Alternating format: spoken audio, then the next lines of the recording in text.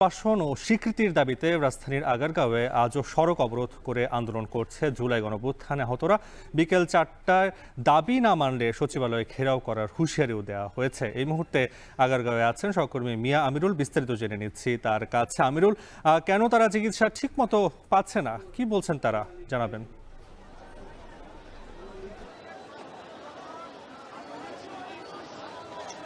নাফি, যেমনটি বলছিলেন, আমরা তাদের সাথে কথা বলছিলাম। এখানকার আমরা যেমনটি দেখতে পেয়েছি যে যারা জুলাই আন্দোলনে আহত হয়ে বেশ কিছুদিন ধরে চিকিৎসা নিচ্ছেন, তারা যেটি বলছেন যে তাদেরকে জুলাই ফাউন্ডেশন সহ বেশ কিছু সরকারি বেসরকারি জায়গা থেকে যে ধরনের সহযোগিতা করা হচ্ছে সেটি পর্যাপ্ত নয়।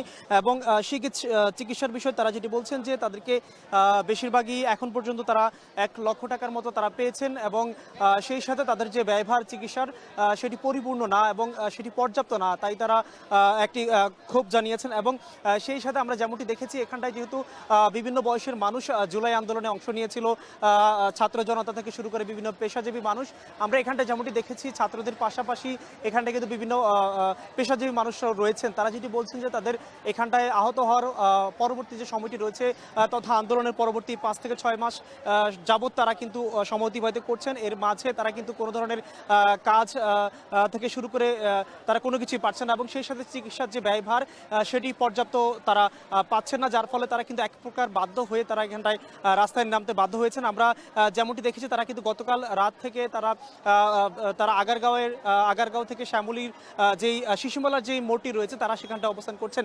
এবং এই মুহূর্তে যদি জানিয়ে রাখি, তারা যেটি বলছেন যে তাদের যে দাবিগুলো রয়েছে তার মধ্যে অন্যতম যে তিনটি দফা, যে তাদেরকে রাষ্ট্রীয় স্বীকৃতি দিতে হবে এবং সেই সাথে চিকিৎসার সহ পুনর্বাসন করতে হবে। এবং আরও একটি তারা যেটি বলছেন যে জুলাই আন্দোলনের সময়কার ক্ষমতাসীন সরকার এবং তার সাথে সংশ্লিষ্ট ব্যক্তিরা যারা তাদের উপর আক্রমণ করেছিল, তাদের যেন বিচার নিশ্চিত হয়, তারা সেটি করছেন।